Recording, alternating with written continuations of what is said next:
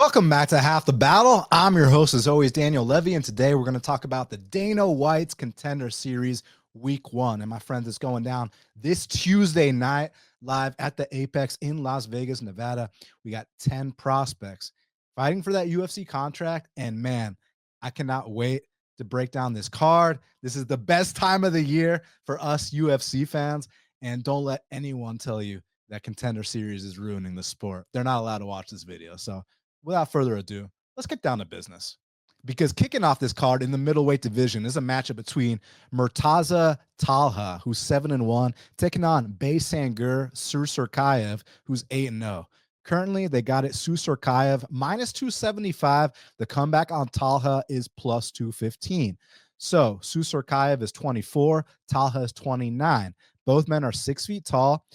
Talha is going to have a 2.5-inch reach advantage at 74.5 inches of reach. So right off the bat, I cannot wait to talk about this fight because obviously y'all have seen Talha fight before. You know, he fought Rodolfo Bellato on Contender Series, and it was up at 205 pounds. Now he's dropping a middleweight. And one thing I got to say about this dude, Talha, is he is like a wrecking ball. You know, he's stocky, he's muscular, he swings big bombs on the ground. He goes for high amplitude moves. So if you're not quite ready to fight someone like Talha, he's not just going to beat you, he's going to run through you. So I'm glad they gave him this opportunity to drop down to his normal weight class and put on another show, because that's exactly what this guy does. He comes to fight.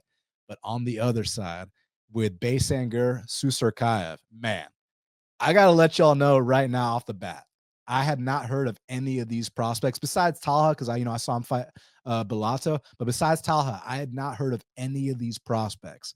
And let me tell you this right here, right now, in Half the Battle. When I watched Susurkaev, I was blown away. This is one of the best prospects that we've seen in a long time. Let me just describe his style for y'all right now. This guy's striking is like a hybrid between the great Anderson Silva, the great Nick Diaz, even a little Jorge Masvidal. This guy is a Russian with swag, and his whole style is he likes to clown people, man. He goes in there. Look, I've seen Russians that can strike and have, flashy striking styles like Zabit or like Said Nurmagomedov and stuff like that. But this is different, guys, because with like Zabit and Said, they would just spam spins, and they always lose round 3 because they're so gassed out from all those explosive moves. This is different because this dude right here, Susurkaev, look, he can throw flashy kicks and whatnot, but his hands are on point. He fights behind a jab. He fights with complete disdain for his opponents. He taunts, he showboats. And let me tell you this. So he's got that striking, that kind of reminds you of all the legends, but how's his wrestling? Because we know the great Anderson Silva didn't have the best takedown defense in the world. We know Nick Diaz doesn't have the best takedown defense. So this dude strikes like the legends, but then he's got the takedown ability of a Russian. So I've seen fights where, kind of like that Matt Hughes versus BJ Penn fight where Matt Hughes had BJ Penn bouncing on one leg and he had the other leg over his head and dude was bouncing. Yo, this dude Susurkaev has the exact same kind of takedown defense as the legendary BJ Penn in his prime. And if you do take this guy down, his reversal ability, his transitions, his scrambles are insane. So I heard some people saying this fight is short notice because initially Talha was supposed to fight someone else. So on paper, it's short notice. But if you go on Susurkaev's Instagram, he's actually known about an August fight since April. So this guy's been getting ready. This guy is not coming off the couch at all. So I didn't know who this guy trained with. I didn't know anything about him. I just watched his fights and was like, oh my God, he'll go out there and he tortures guys, man. Like he'll go out there, taunt you, get you to shoot sloppy shots on him, but then his sprawl is absolutely disgusting. And just like the great Anderson Silva, this guy is not in a rush to finish the fight. He likes to demoralize you mentally and get you to take sloppy shots. And he wants you to look for a way out and give him that opening, whether it's a step through knee, whether it's an uppercut, a hook, a spin kick, whatever the case may be, a straight right down the pipe. This guy has every tool at his disposal, and he's only 24 years old. So I kind of alluded to, but I didn't know who he trained with. You guys want to know who this guy trains with? Susurkaev, his main training partner for this camp was Khamzat Chimaev. I mean, so this guy's in there grappling with Chimaev daily, but he's got this striking style. Yeah, listen, I respect Talha. Like I said, he's a wrecking ball. He's exciting. He comes to fight. And I think, yeah, there might be some moments early, especially while the guy's fresh, that, some oohs and ahs. But as soon as Susurkaev finds his range and his timing, I think he's going to embarrass Talha. And I think he's going to make the kind of statement that makes Dana White go like, hey, kid, you're right up my alley. Susurkaev, get your ass over here, young man. You're in the UFC. And yeah, I am so excited about seeing this prospect in the UFC. If I had to give, one little kind of hesitancy I have is that, he's fought at 70s before and this fight's at 85. So maybe there's questions about the size, but like, I mean, dude, both guys that are fighting for the middleweight title this Saturday used to fight at 70s. I bet a lot of y'all didn't know. Drickus used to fight at 70s back in the day. And you obviously know that Hamzat used to fight at 70s, and they've made that transition to 85 quite nicely. So this guy's last few fights have been at 85s, and I'm super, super impressed. And I hope that if this guy goes out here on Contender Series on Tuesday night and he performs just like he's been performing in his regional tape, then oh my God, prepare to be amazed. I'm going Susurkaev to come out here, destroy Talha, and get that UFC contract and possibly become the next big Russian star. Now, next up in the middleweight division, we got a matchup between Christopher Ewert, he's 7-0, taking on Yuri Panferov, who's 8-1. Currently, they got it. Christopher Ewert minus 155. The comeback on Yuri Panferov is plus 125. So both men are 6-1. Ewert is 31. Panferov is 28. It's Panferov who's going to have a 2.5-inch reach advantage in this spot. So interesting fight. I mentioned how I had only seen Talha fight. That's actually not true. I've seen Panferov fight because Panferov fought against, what's the name of the little tree stump dude? My boy, Torres Finney. He fought Torres Finney last time. And let me tell you something, man. He was rocking Torres Finney all over the place while that fight was standing. Rewatching it, I didn't even think his takedown defense was that bad. I think it was just the body type of Torres Finney that gave him such issues, man. I mean, it's tough dealing with, a dude that's got no neck, a dude that's just a ball of muscle. And yeah, it's hard to deal with that style. And that's exactly what happened, last time. But I'm glad they gave him another opportunity. This guy Panferov, for kind of like a goofy, unathletic middleweight, he's got some decent jujitsu. He swings hard. So, he's fun to watch. And on the other side with Ewert, he's also kind of like on the unathletic side. Like neither of these guys are star athletes by any means, but Ewert's one of those guys where, he'll take your best shot and he'll just keep walking forward. He likes to break guys. And, he likes to, I don't want to compare him to Fluffy because Fluffy's an elite fighter that's like a fight away from a title shot. But he kind of has, and again, I don't want to disrespect Ewert and call him a poor man's version of Fluffy either. But like Ewert, like, dude, he was in there with a guy that I'm very familiar with in Reese Watkins, who fought in the NFC. And I used to train with Reese Watkins maybe like 8 years ago when when he was just a kid. And he was a guy making a name for himself in the Georgia scene. He fought Ewert, and Ewert took his O away from him. He 30-27 them. So that's the first time I saw Ewert. It's funny. At the beginning of the show, I said I've never heard of any of these guys. Well, turns out I heard of 3 of these guys. But no, I was just so blown away by Susurkaev that like everyone else was obsolete, man, compared to Susurkaev. But in all seriousness, I think that Panferov is going to be enthusiastic and might have something for him early. But if Panferov starts to slow down at all, Ewert will take over, start pushing him up against the fence, start, kind of gauging his distance, framing off, landing some big shots. So I see this being an honest, probably 3-round scrap. I'm gonna lean a little bit towards Ewert to get the decision done here, but I'm not exactly sure. I think this fight could go either way, and I would proceed with caution unless y'all have a strong opinion on this fight. But yeah, I'm gonna go with Ewert for the W here. But going back and watching his tape, I kind of low key think that Jackson McVeigh would have beat him in that UFC debut. Going back and watching it, but here against Panferov, I'm not sure because it's like Panferov, he's got like this jujitsu background, right? He's like I think an IBJJF gold medalist, but like regionally, not worldwide, of course. And then he's also like a Golden Gloves boxer, but man, he's just like so unathletic and so goofy. And Ewert is like that guy that you hit with your hardest shot and he keeps walking forward. So you don't want to glorify punching bags and you don't want to lay chalk on punching bags, but I think that this punching bag might out cardio Panferov. But again, proceed with caution, my friends. Now, featured bout in the welterweight division, we got a matchup between Jimmy Drago, he's 7-2, taking on Ty Miller, who's 5-0. Currently, they got it Ty Miller minus 185. The comeback on Jimmy Drago is plus 155. So Jimmy Drago is 30, Ty Miller is 25. Ty Miller is 6'2" with a 74-inch reach, while Jimmy Drago only has a 70-inch reach in this spot. So this should be a fun scrap. I fully expect these two to get after it the second the bell rings. So I'm sure y'all have already heard about Jimmy Drago's story. You know, this guy, heroin addict, overcame it, got into mixed martial arts. Now he's got a 7-2 record, made it to Contender Series. So, hey, it's amazing that he was able to overcome that and, you know, channel his demons into something positive. So, yeah, shout out Drago for that.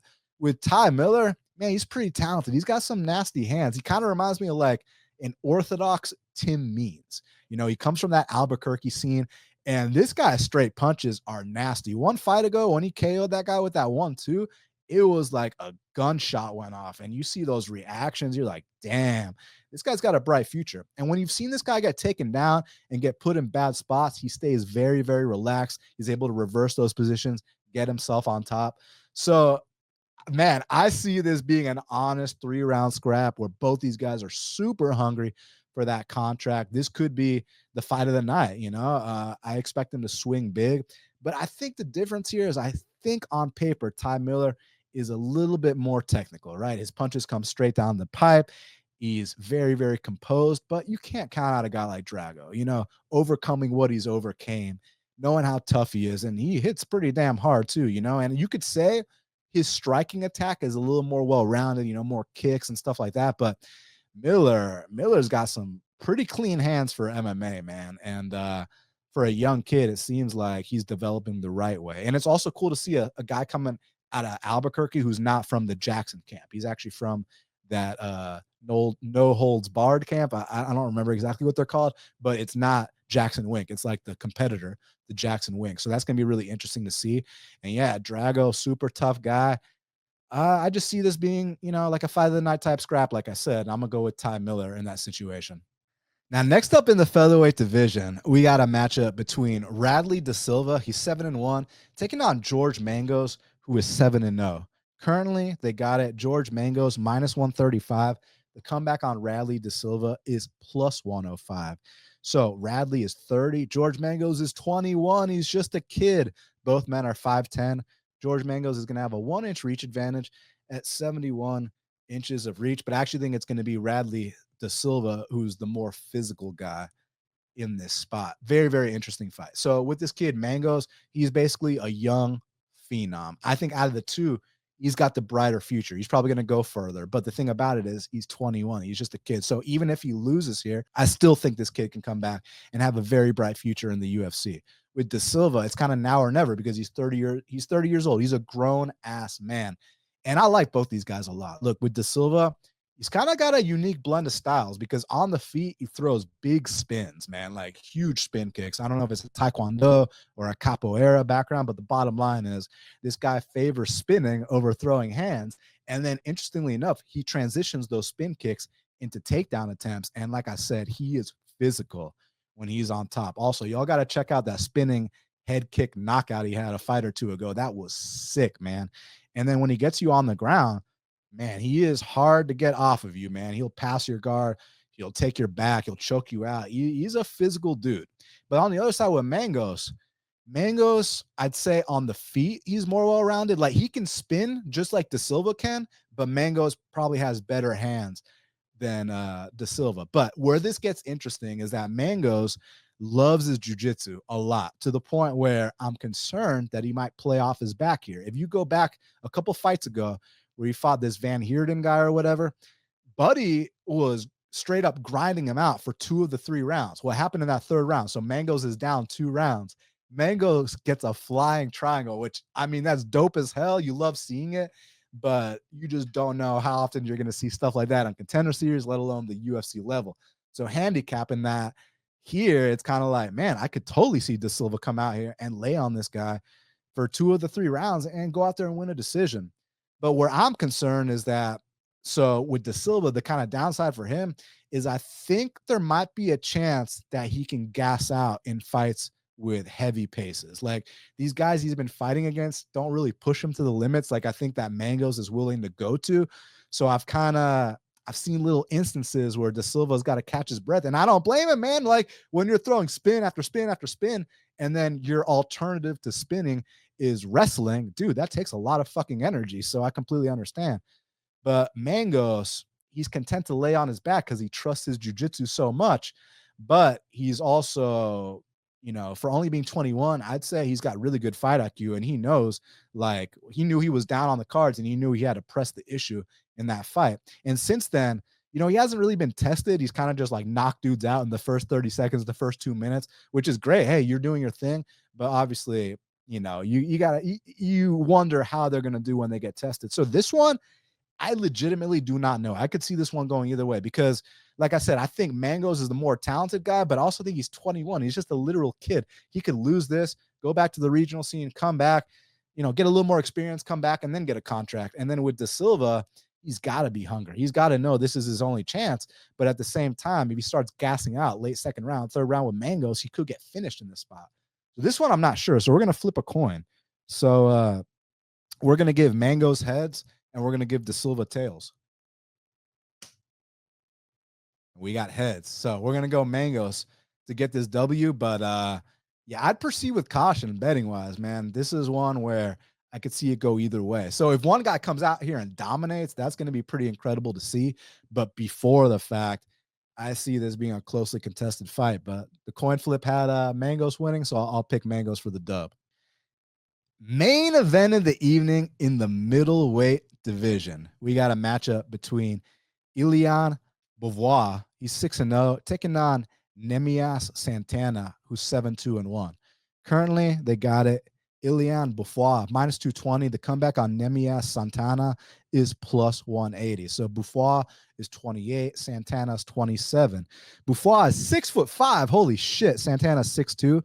But Bouafia only has a 1-inch reach advantage at 77 inches of reach. So Bouafia, kind of the way I view him is he's like the French Darren Till, right? He fights from that southpaw stance. All he basically looks to do is land that straight left down the pipe. And like I said, he's gotten away with a lot of things because of how athletic he is. Like he's super talented in the sense that he's not talented at martial arts, but he's a talented athlete, if that makes sense. Like he's the kind of guy you could put in any sport and he'll pick it up pretty quickly just because of his physical attributes.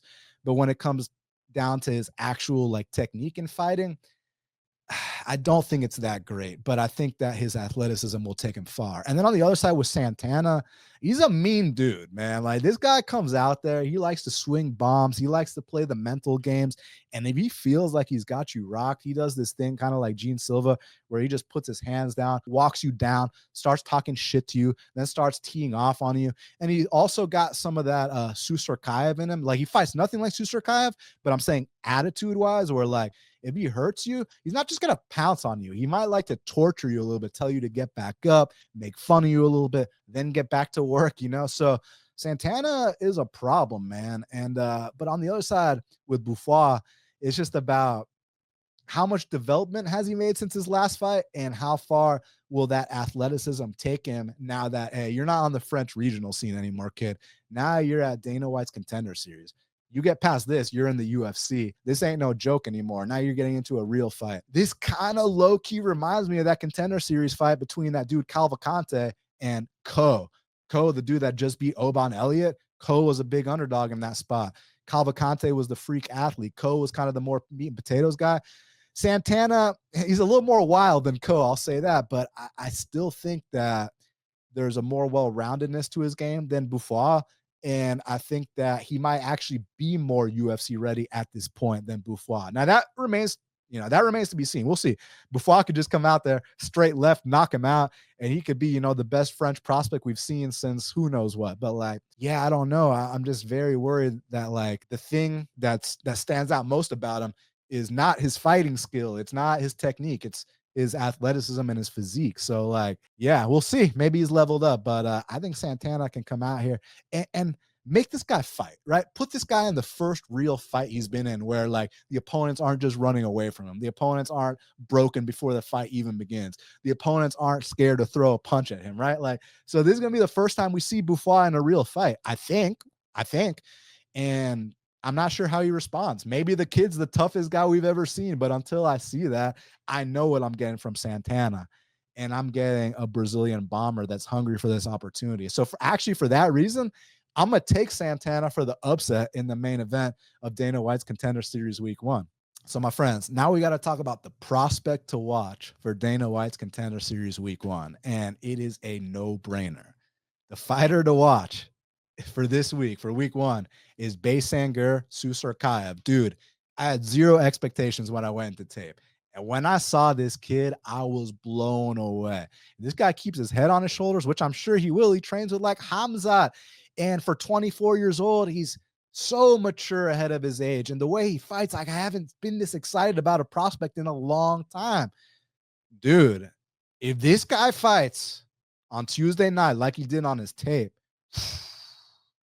we might be looking at a future star here. So for that reason, Baysangur Susurkaev, the Russian Anderson Silva, the Russian Nick Diaz, but 2.0 because of his grappling, man.